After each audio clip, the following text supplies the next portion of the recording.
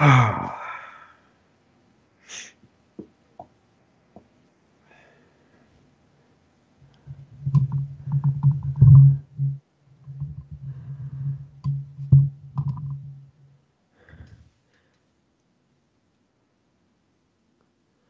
think we're right on time at the moment.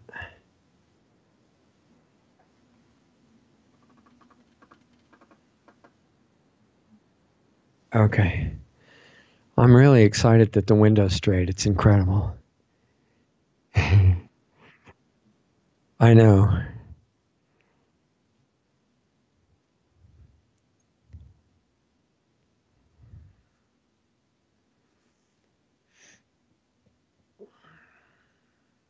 Oh, I don't have the main light on. Shoot. Just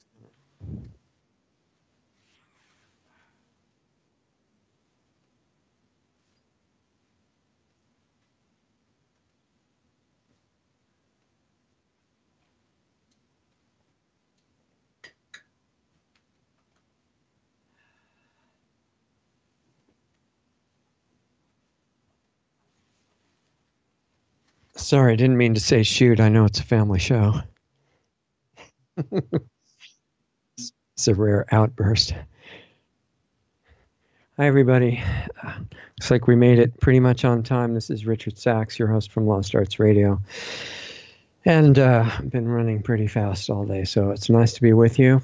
And there's a lot going on. I mean, covering it in an hour, forget it. But we're just going to hit some of the highlights from the week and from today, as usual, because there's actually news that I just found out about 20 minutes ago. So we're still following it.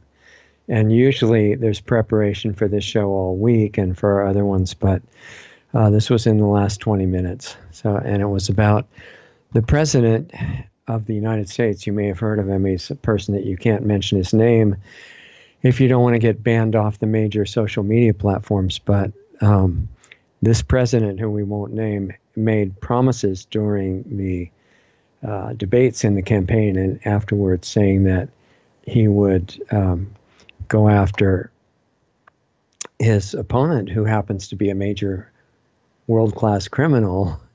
And personally, I don't have any interest in punishing anybody or causing distress to anybody, no matter what they do. But stopping further bad things from happening, I think that's a really good idea. And he promised to do that, and as long as he had the former Attorney General in there, Jeff Sessions, his policy was don't do anything, except he did a couple of things. He liked to go after people for marijuana charges and other drugs and make sure they got put in prison for that. And he was also really into civil asset forfeiture. And I don't know if you know what that is. Probably most of you do, but it's the idea where if you stop somebody, like a policeman stops somebody on the road and says, "Oh, I think there's drug residue in your car. Let me test. You have any cash?" And if the person has cash, they test the cash, and pretty much all cash in the world has drug residue on it because you haven't had it yourself the whole time it's been around, and so they just confiscate. That means steal the person's cash or maybe their car or anything else that the law enforcement people want to confiscate. And that's called civil asset forfeiture. And you're welcome to prove in court that it was wrong and that you weren't guilty. But until then, they're just going to keep all your stuff. And it's completely beyond insane. It's malicious, and it's a really evil policy.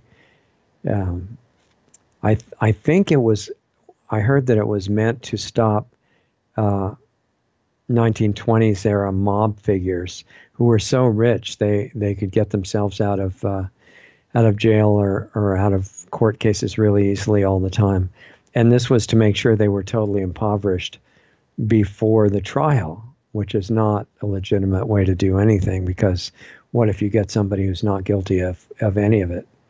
They can't even afford to defend themselves. So apparently Jeff Sessions thought that was great, and he was really pushing for that. But other than that, the significant things that the president-elect and then the president promised to do, Jeff Sessions lost all interest in doing any of that. So even though he seemed pretty good as a senator, he was about the worst attorney general that has ever existed in U.S. history, as far as we could tell. But he's not there anymore, and there's a interim attorney general, acting attorney general, who is very interested in going after real crimes on a big scale, which is very encouraging. And so today, apparently, I think it was today, I just heard about it, as I said, the president said that new evidence was found, new emails for the former Secretary of State's private server that was used for all kinds of criminal activity. And because of this new evidence, the acting attorney general is going after her for all the crimes. And that would mean everybody in her entourage, possibly the former president as well, who was right up to his neck or above in the whole criminal activity. He was communicating with her on her private email using a fake name, a pseudonym, as one of the co-conspirators in the whole criminal organization. So apparently the existing attorney general is now starting to go after them, which is a huge news story. And I'm sure it'll develop more in the coming hours and days, but that's going on now. So overall, we're talking more and more about things that the major platform social media giants don't want you to know about. They don't want us to talk about it. If we do talk about it, they want us to say the fake side of it, that, you know, the current president is a racist and a monster and hates women and poor people and hates immigrants and hates America and hates himself and he's a complete idiot. And you can say that stuff. But if you tell the truth, you're banned. So in case we get banned, which is always a possibility, you'll be able to see us on Brighteon.com. That's BRIGHTEON.com. It's a great new alternative to YouTube and the major platforms. It's still too bad to lose all your subscribers because most of them don't find their way over to the new platforms, but I'm sure it'll build up again if necessary. I can't even mention the name of the man who started Brighteon.com because he's also doing a great service for humanity and exposing especially health information, but lately all kinds of great information about the world that is not supposed to be discussed. So he's banned off YouTube and other primary platforms. Anyway, so we're going to go ahead and talk about as much as possible in this format, and it's going to get more and more. So I'm not sure how long we'll be here, but we'll use the time as well as we can. And I'll try to be careful of keywords because even though they don't have time to have humans watching and censoring all the smaller shows like ours is now, but they do have AI bots watching virtually all of us. So they pick up keywords and we'll try to be discreet about those.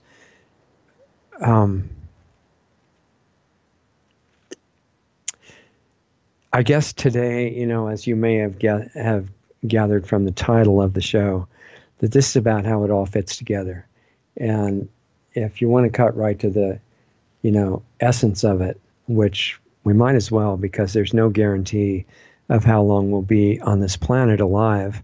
And I think we should use our time well. And I think what seems to be the most difficult to grasp for most people is that there is an organized plan in motion, excuse me, whose purpose is our destruction. It's not money, except at the medium levels. Money is used by the people at the upper levels to motivate the people at the intermediate levels. The whole banking system is part of that, and it's very involved. But we've been taught all our lives to trust authority, trust government, trust movie stars, who are often much better as the characters they play than real life people, and not always. There are exceptions.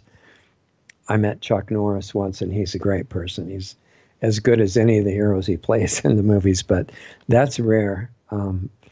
many of them, as you probably know, are not exactly as heroic in real life as they are in the movies, but the public is trained to believe them so that when they repeat this brainwashing stuff that the global rulers want people to believe, they'll just say whatever, whatever they're told to say to keep their position.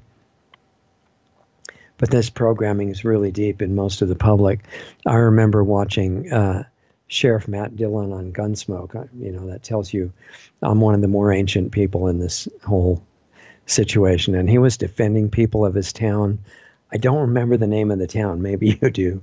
But he and Festus and Miss Kitty and everything, they were just working tirelessly for, truth, justice, and the American way, just like Superman, right? And just working against every kind of bad guy, selfless, devoted, single purpose to defend us.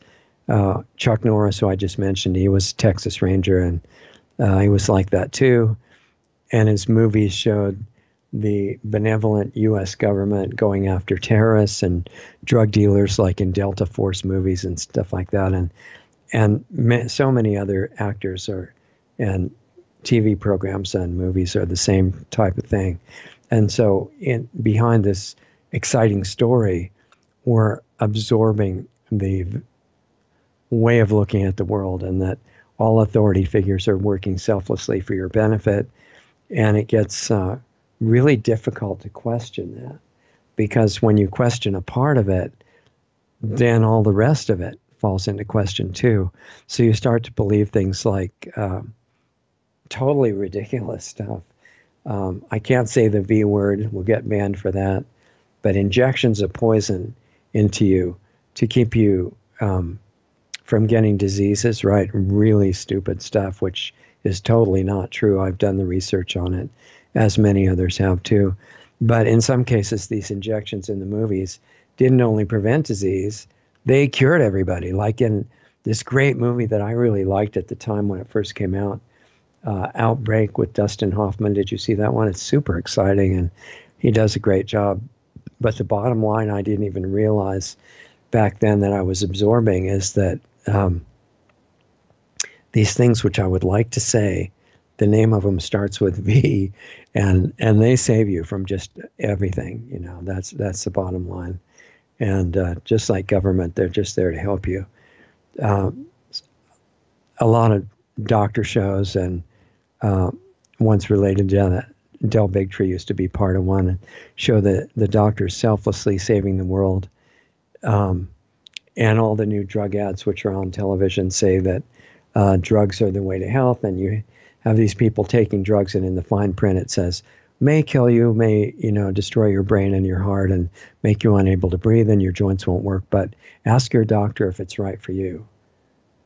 So a lot of people who are, even the ones who are somewhat aware that there's something really wrong with that picture, they think, oh, well, it's just the drug companies want to make money, right?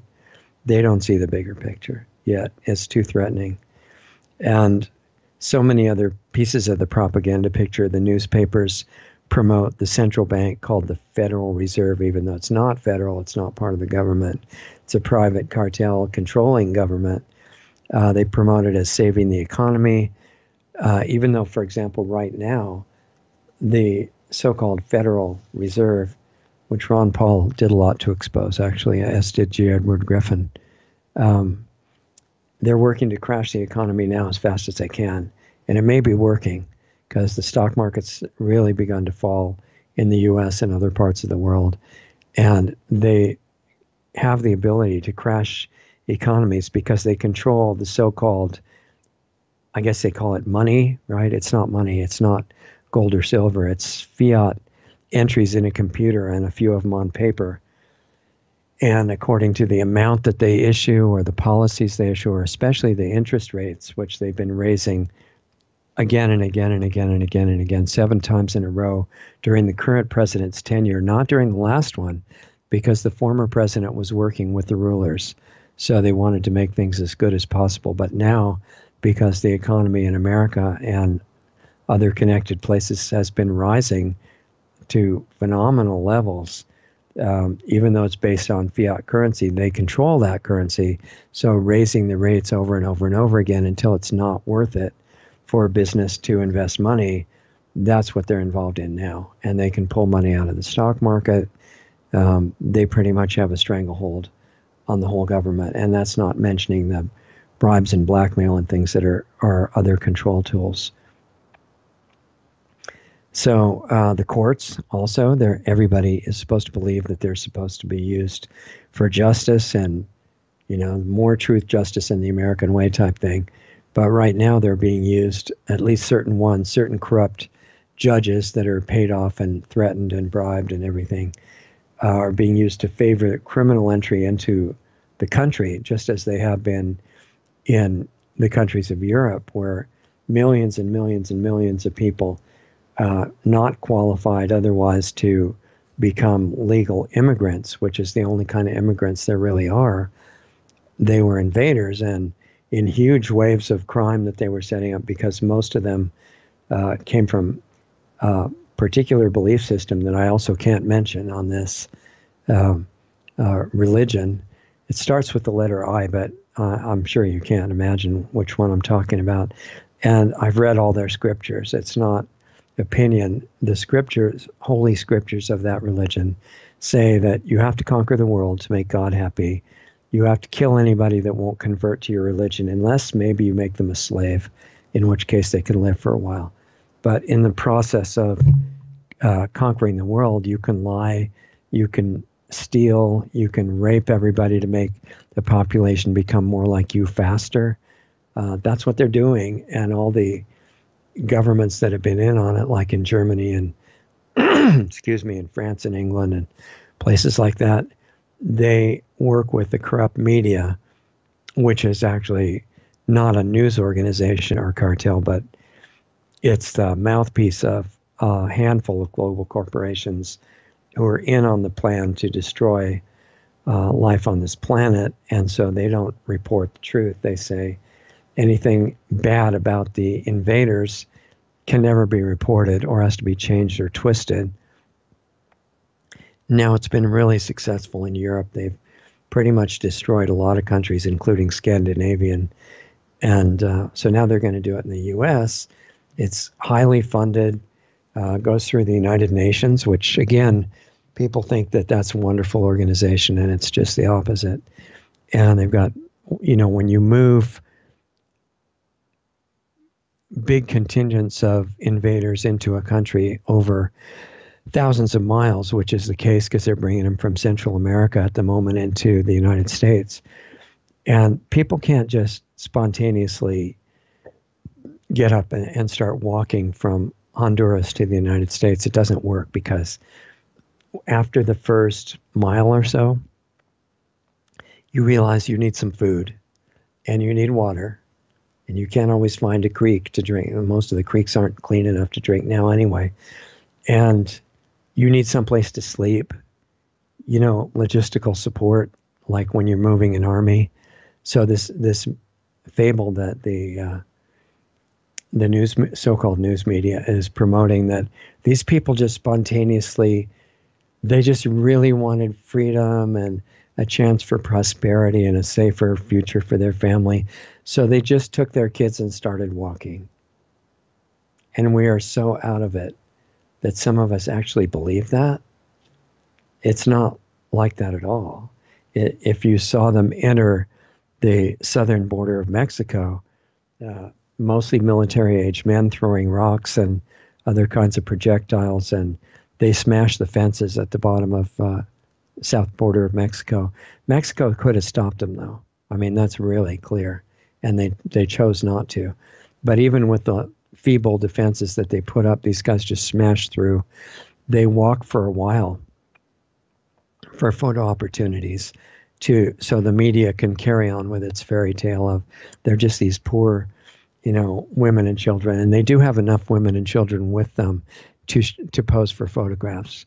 And then when they get up to a barrier, like the southern barrier of the U.S., they hold their children up. The women hold their children up in the front lines for the media to take pictures of how the fascist government just wants to hurt women and children, right? And so the really dumbed down population is saying, oh my gosh, they should all be let in because anything else is really being mean. And by the way, since they come from a different culture, stopping them is racist anyway. So, because when you live closer to the equator for generations, your skin gets darker. That's the whole thing about dark and light skin. It's reaction to sunlight. It's a physiological factor. That's why racism is so stupid, because everybody is spirit. They're the same soul. They're the same consciousness all over the world. Even the guys that are being really bad and intentionally creating all this terrible stuff, they're the same too. They just are not in a position to accept it. In any case, these invasion forces are being paid for through the United Nations, which gets a lot of taxpayer money from the United States, its biggest supporter.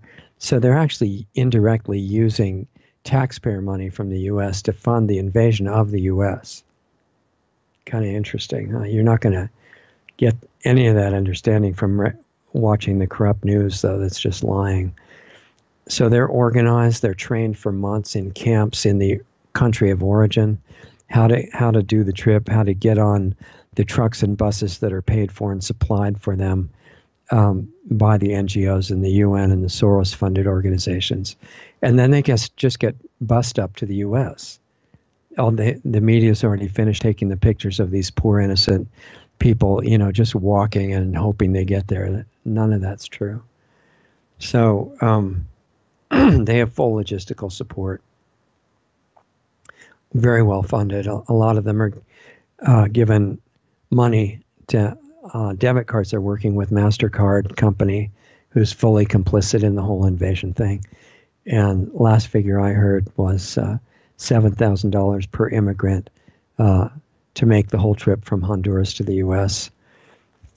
So these invasion groups, including quite a few violent criminals, according to DHS studies now, they're approaching from the south. The first vanguard, just a little piece about 7,000 strong, is now in Tijuana. And when they got there, they didn't try to smash across the border yet. They started waiting in Tijuana, and Mexican government was making a gesture to them, offering them jobs. I think they should have all been deported personally. They're not qualified for jobs. They're there illegally. They're invaders. But it's up to Mexican government, I guess, if they want to do that. But anyway, before smashing into the U.S., they were kind of hiding in Tijuana and waiting, not taking the jobs for the most part, but just waiting to break through. And it wasn't clear what they were waiting for until a corrupt federal judge named Tigar, Tigar, I believe, appointed by the previous president. He made an interesting ruling, right? He said, forget the Constitution. Well, he implied, forget the Constitution, that the president can't defend the border. If there's thousands or tens of thousands of illegal invaders, violent, military-age men, many of them, fronted by a thin veneer of women and children to hold up in front of the media and the police, the president can't do anything. He just has to let them all in, put them all on welfare. He's helpless. Well, of course, that's not true. It's total nonsense, and the judge is educated enough to know that. And so I'm not totally sure all about the response that the president's going to have. Hopefully not all of his advisors are traitors, and he gets some correct information that a federal judge cannot rule that the Constitution is void. Okay, and this is not like an interpretation thing. This is right there in bold print. It's like really obvious. Look, Mr. or Miss President, you have to defend the border. You don't have to wait for a law to be passed for that. You don't have to ask Congress if there's an invasion. Excuse me. This is why you're the commander-in-chief, so you can quickly fight an invasion. There's just no controversy about that at all. So the judge rules he can't do it. There are still military at the border especially in California, where the corrupt government of California, I don't think he's insane, just really evil governor, and looks like the new one taking over in January is just as bad, although that's saying a lot. He has got his work cut out for him to be as bad as the outgoing governor in California. But they are calling their state a sanctuary state. That means if you're an illegal invader, you can be a violent criminal and you'll be protected by the state government or the city governments, especially in places like Berkeley and sanctuary cities. San Francisco, I think, is one. I think Berkeley is one. I'm not 100% sure. But San Francisco is definitely one. And, that's completely illegal, treasonous activity. And it gets people killed, as it recently did in San Francisco and many other places around the country, which has been talked about a lot, and it's suppressed by the major media. But in any case, the judge's ruling means nothing, except for the fact that if the president ignores it, which he has to do, then it's going to make it look like, they've been trying to make it look like the current president is Hitler, right? He's a fascist dictator and hates everybody and is a complete idiot, and on and on and on. It would make that kind of plausible to the uneducated viewer, and that may be the main purpose of it. But I wanted to see what the legal background is to that and what the details are of why, what the president can and has to do to defend the border. And so I called up a friend of ours who's been on the show before. He's a world famous constitutional attorney. And maybe you've heard of him. There's an old archive on Lost Arts Radio about him. Excuse me. His name is Dr. Edwin Vieira, PhD, JD. And he agreed. I talked to him on the phone 2 nights ago, I believe it was. And he said, yeah, the president has to protect the border. He has no choice. But actually, so do the states. And the states are authorized to defend themselves at their borders against invasion. And they really have to they're not supposed to do what Brown and his successor, have in mind, and what the most of the legislature in California, and especially the Democrats, are into, which is inviting criminal invaders to cross, get on welfare, spread all over the state, get supplied with materials to vote for all the Democrats, and just continue that cycle, working with social media, which censors their opposition. That's how they won the House this time in the last midterm election. But if, according to the Constitution and the law, states are supposed to resist and repel invasion. And so the California government is knowingly harming its citizens, subjecting them to basically endangering their lives. And a lot of the citizens say, yeah, this is a good thing. It shows we're really compassionate, that there should be no borders. And in fact, some of their allies, I think they were from the Communist Party, were chanting down at the border recently, no, and then they put in the name of the president, no wall, no USA at all. In other words, the existence of the United States is evil and should be wiped out to make everybody in good shape. So the law that this judge ruled on, saying that the president can't defend the border, is about as legitimate as the law in California that their legislature passed from Senator Richard Pan and signed by the governor, requiring children to attend school. They have to get injected with whatever combination of toxic ingredients that the corrupt CDC recommends. A completely criminal organization. The public has no idea what that group is involved in. Although people like Del Bigtree and the movie Vaxxed and everything were trying to expose it, but most of the public still has no idea. They think that the recommendations for injecting your kids with all these things are really good science, based on the way of thinking that, well, everybody knows that this practice of shooting up with these different things saves the world from smallpox and polio and all kinds of plagues. And none of that's true. If you ever want to look at the real science of it, read a book like Dissolving Illusions by Dr. Suzanne Humphries, or The V Word is Not Immunization by Dr. Tim O'Shea. Those are really good books, and there's a bunch of other ones too. Anything by Sherry Tenpenny on YouTube, excellent on that if you really need to understand for yourself, or if you have kids that you are interested in not harming them. The real truth is opposite of the propaganda. Those things kill people, and they maim and kill kids especially, and they don't work. They don't prevent disease. At the so-called Disneyland outbreak, most of those people were already injected with the so-called prevention, and they got the sickness anyway.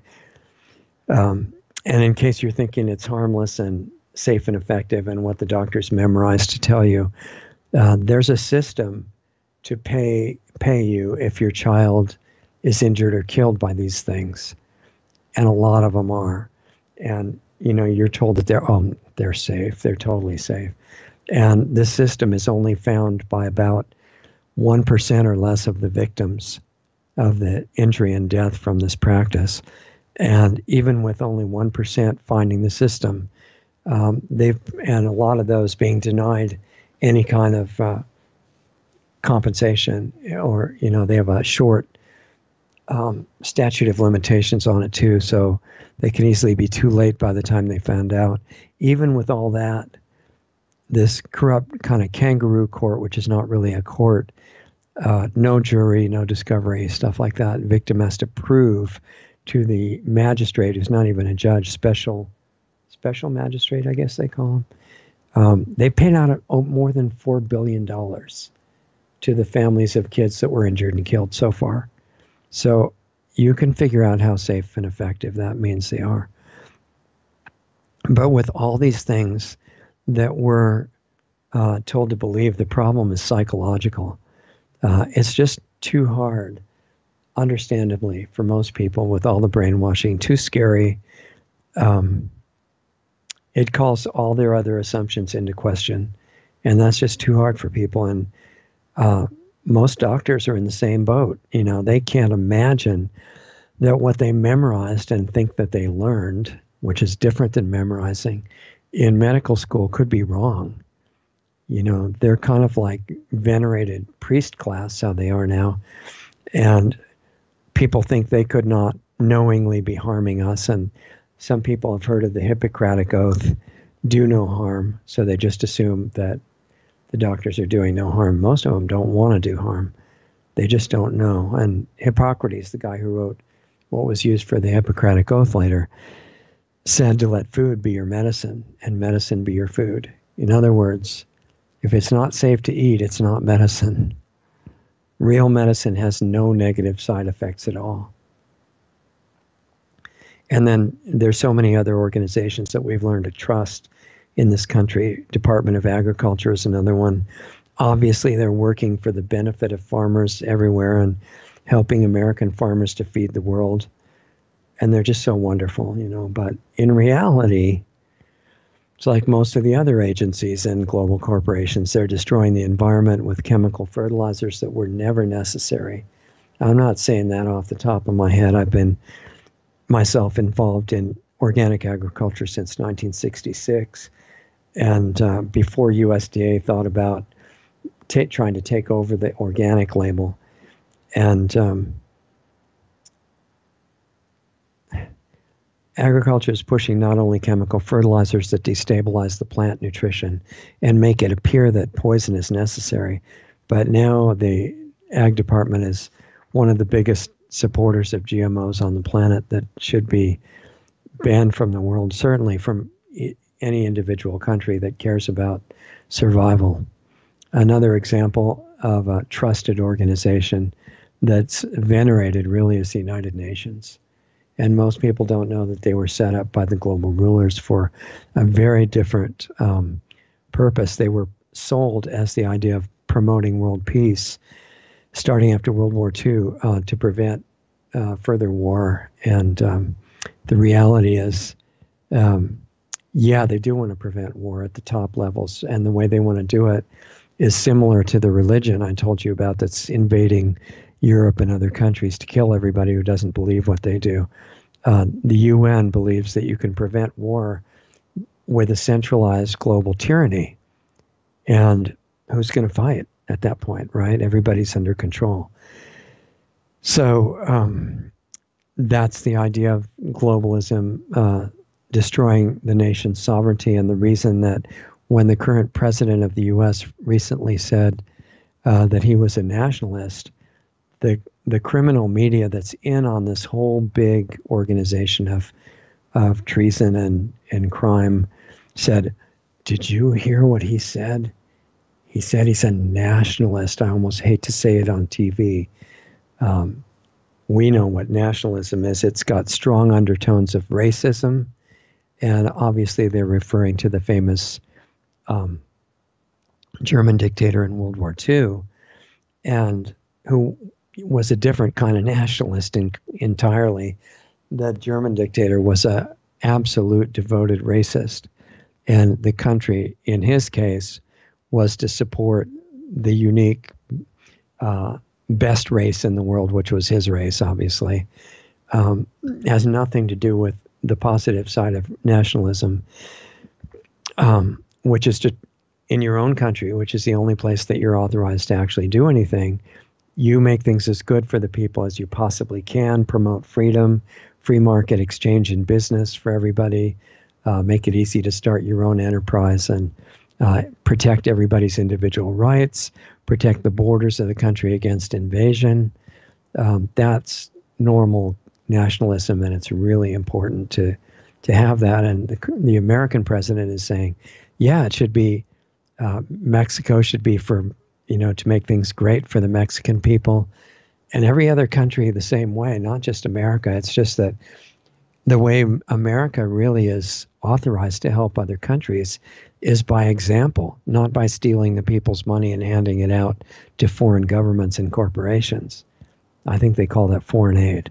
Ron Paul has said a lot about it, but they are authorized to help other countries by example, and loving their own people and saying, look, everybody can do this. You don't have to steal from your people. You don't have to take all the supernatural resources that every country has and just give them to the, global corporations and nothing for the people. That you don't have to do it like that. So the reality is that's what the UN is involved in. They're involved in reducing population, secretly sterilizing women in I can't say the V word, programs that use that. They were caught doing that in Africa and other places, and organizing and funding invasion forces against the U.S., like we talked about, and controlling borders. The previous president agreed to let the UN control the U.S. borders and decide who gets in and out. That's totally suicidal. But the previous president was into destroying the country. This one isn't, so he pulled out of it. But the UN is acting like they're still authorized to do that, which they're not. One more thing that we trust, that we've been trained to trust, are the banks, seen as working for world prosperity, making it possible for everybody to get a loan and do business. And you just kind of automatically assume that the banks have all this money that they're just benevolently lending to people so they can do things and have a better life. And that's completely wrong. The central banks, one of which is controlling virtually every major country in the world, probably literally every major country in the world, they're promoting the scam of fiat money, fiat currency, fractional reserve banking, and unpayable loans to governments to destroy the countries. And the purpose is total control and theft of resources and things. That's what the banks are about. So what happens is they get an agreement with the government of each country to let the banks control the finances and the money itself. They don't bring in any money to use for that. They just get authorized to put entries into a computer and print some of it on paper that used to be up in the U.S. They used to have $1,000 bills and $500 bills, but they're shrinking them down so that the 100 is the biggest common amount of currency now, and they really want to move toward a totally cashless society for your convenience, right? No, it's not for your convenience. It's so that if there's no cash required, that means everything is on electronic credits. And the people in charge of that system, which is the central bank in collusion with the government, will be able to turn off your credits if you don't obey, if you don't get your injections or don't give chemotherapy to your kid, or if you speak against the global rulers or anything like that. They can turn off your chip. And Aaron Russo talked about that in a famous interview with the news broadcaster that I can't mention. And that's a really good one to watch if you're interested. He was talking to a member of the Rothschild family who was saying, yeah, our purpose is to chip everybody. Means like a little grain of rice size electronic chip that you'd put under your skin in your hand or in your head. And it's really convenient. You don't need any money, but you're a total controlled slave at that point, unless you don't care about eating, working, traveling, or anything like that, because they can take all those rights away. So, it should be obvious why sovereignty is important, why nationalism is important, and within each one of those nations, why the individual rights, not the collective, is what has to be protected. And the collective is called socialists or fascists or communists or whatever they're calling themselves at the time. The famous German dictator was a socialist, for example. And they're all really close together. They're just tyrants. And they're working in the opposite direction. So the news media that we have now in the U.S., the current president said it correctly, that they were an enemy of the country and the people.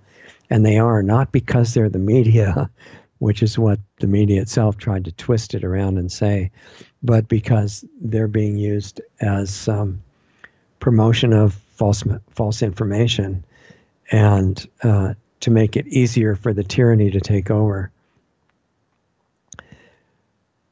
Anyway, there's a lot of things that we're trusting, and the opposite is true in each case. And one reason for nationalism is that each country has its own economy and culture and system of wealth and prosperity or poverty or whatever they're doing, their own religious basis. Some countries are ruled on the basis of religions, like the ones taken over by the religion that starts with I. And if the other countries who don't have that situation don't have their borders protected, then they get overrun because the belief system of the country that is run on the basis of that religion says, we just, for your own good, we have to kill you unless we make you into slaves. And they're proving that all over Europe, Scandinavia, parts of America. And those are some reasons you need borders. And the people who are making believe they're humanitarians are saying that borders are racist and all nonsense like that. So if a country is based on freedom, and none are really run on total freedom now for the individuals, but the U.S. has founding documents that said that it at least should be, that's what is supposed to happen, that the only reason for the government is to protect the rights of the people. That's it. Defend against invasions where individuals can't do it, and protect individual rights against global corporations or against corrupt government agencies. Those are the reasons that they decided to have a government. Then it has to have self-determination and borders, because you can have a country based on individual freedom right next door to a country that is based on taking over the world, like Germany was in World War II. And it doesn't work if you have no borders, because the economy would be destroyed. And that system is underway in the U.S. in order to destroy the economy and the living standard. And when you get rid of the borders and the laws protecting your country as a sovereign independent nation, then companies leave the country like they have in the US, and they've started to come back now and make things a lot better. But there's so much still to do. And the Federal Reserve, which is another enemy of every country that it's in, whether it's called Federal Reserve or whatever in each country, it's a central bank. They're there to enforce global tyranny. And now they're doing that in the US and trying to crash the economy so they can blame it on the current president and get somebody in power who will cooperate with them, which he is not completely doing. So ideally, what the goal is for every country to be free and rich, use its own richness in the natural resources for its people. And then these individual sovereign nations, nationalist countries, cooperate for their benefit, not under the jurisdiction of some supranational global tyranny. And if some country holds out and they still have slave labor and stealing the resources from the people, and or run on a basis of a religion that says everybody else has to be killed, you don't open your borders to those countries. And hopefully they'll go through their own evolution and eventually become normal and realize that you can't do stuff like that long term and the people get the country back. And ideally, the militaries are used for each one's defense, not like the current U.S. presence all over the world, which the current president has strongly criticized, and then he got pushed into continuing it anyway by corrupt generals and advisors all around him. He needs to find the strength to stand against those people, and I think he was brainwashed into, just like we were talking about, worshiping the top-level military commanders and the top-level business commanders and everything, thinking that they all must be great. They're not great, most of them. They're traitors, and they've learned to give up, their own better judgment to get where they are. And the current president needs to start realizing that. So now all over the world, we've got many attacks against the people of all the countries. And most of the population of the world doesn't really understand what the title of this show today was about, that there's a unified plan for world destruction. I would have said extermination, but might sound a little bit extreme, but it's actually more accurate. As an example, the president visited the California fire damage, and that was a really good thing to do. Whole towns got wiped out, like Paradise, California. I used to live there a long time ago in the 70s. And he says it's mismanagement of the forest, and it is, because they should be, you don't really have to burn the tinder on the bottom. You can just grind it up. That's actually a lot better if you can do it. But it is partly because of letting that build up, but that's not the only reason. It's intentional, and this is a really strange thing. Governor Brown, who in my opinion has done this horrible crimes against the people of his state that we talked about, he said originally before Trump visited there, now I guess he's cooperating more, but before he said, no, it's not mismanagement, it's climate change. He didn't say global warming. They pretty much changed it to climate change now, because whether it gets colder or warmer, they're covered. It's still climate change. But in a funny way, Governor Brown is absolutely right. It is man-made climate change to a large extent. That is real. And man-made climate change is a danger to not only people all over the world, but every animal, plant, everything alive. It's a big problem. But it's not you. It's not us. It's not that fossil fuels, so-called fossil fuels, which are actually regenerated in the earth, and there's not a shortage of them. They're a really dirty, stupid source of energy. Archaic. They cause really serious pollution problems all over the place. They're used as an excuse to fight foreign wars, especially in the Middle East. that was never necessary. And we've had shows about Dr. Stephen Greer on Lost Arts Radio, and he was pointing out that free and clean energy technologies, energy generation technologies, have been available for at least 100 years in recent times, and they're being suppressed by governments and global corporations who are basically working together to the point where you can't really tell them apart too much. So we haven't needed oil or coal or nuclear power for a long time. And nuclear should never have been allowed anyway, because it's guaranteed disaster if you wait long enough. It's not stupidity, it's malice. But that's not the point. The problem with global climate change. The problem is global climate change is being caused on purpose by this is going to sound so strange to most people that haven't done their homework, or are too scared to.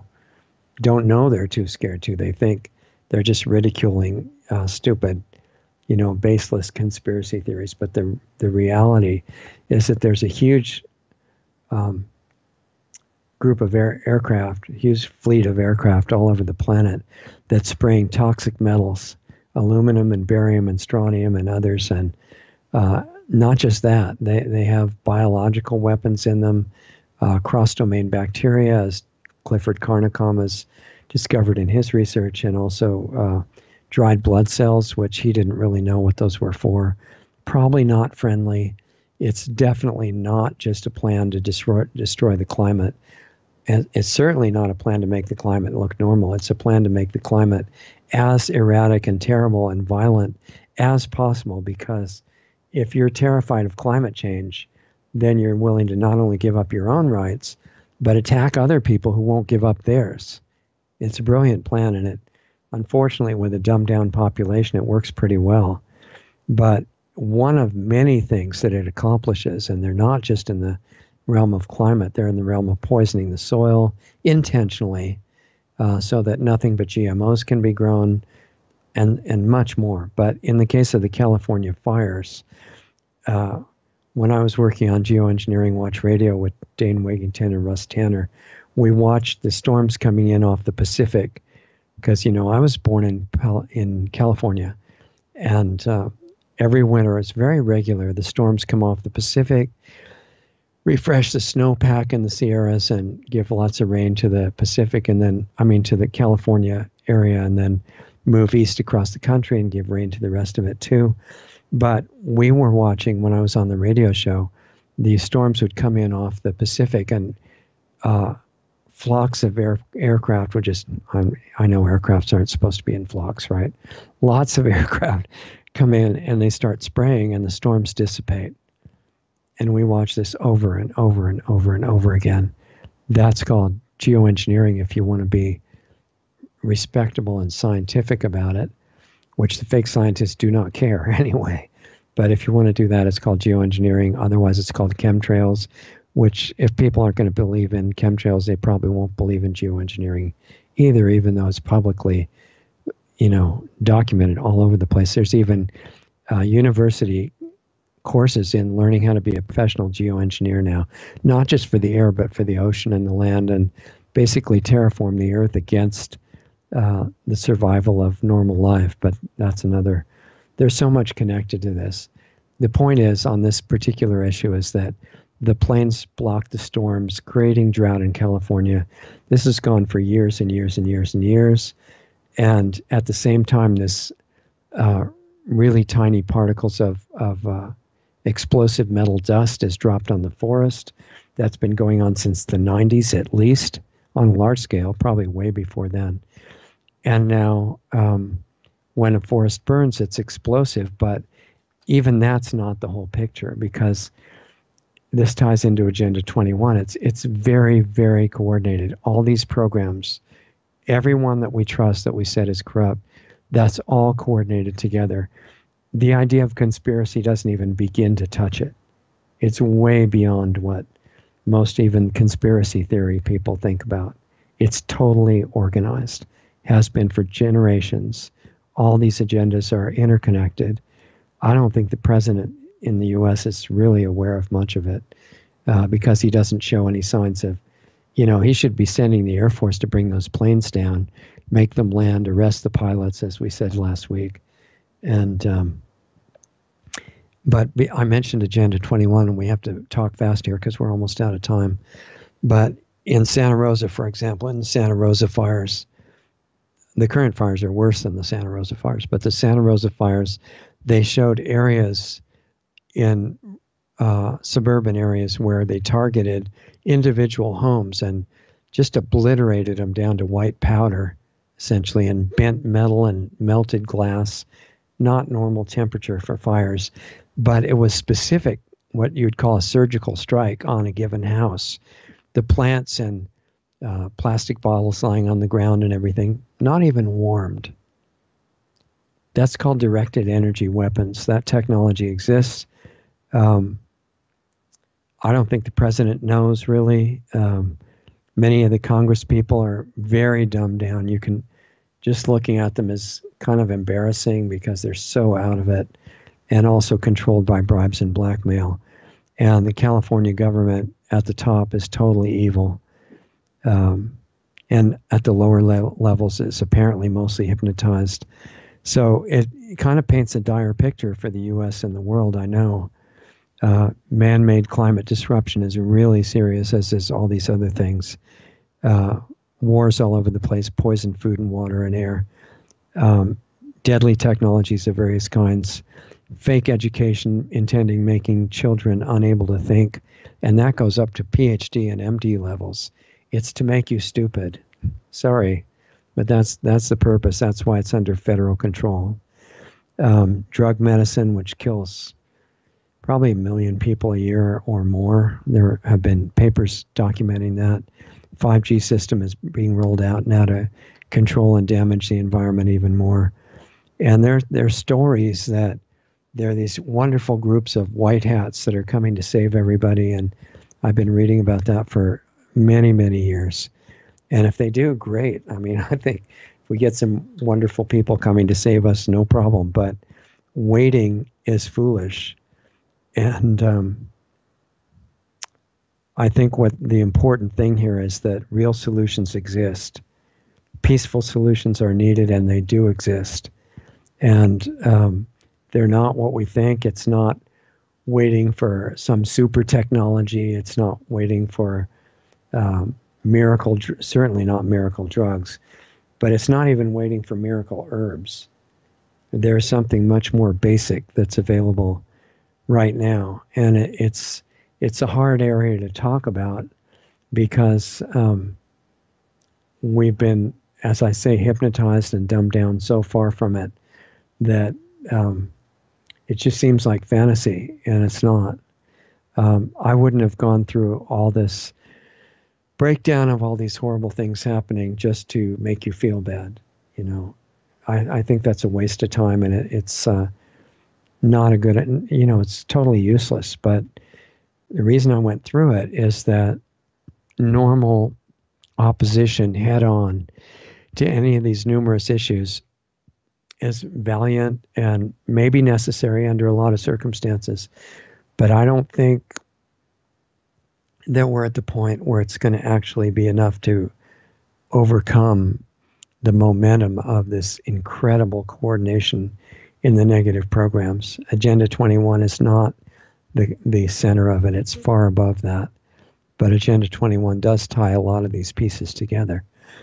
So I don't think standing head to head with them is at this point going to work. And that could be why some of the top level bankers and other people that have talked about this are so confident, and they think that we don't have any chance. They're just wrapping it up right now.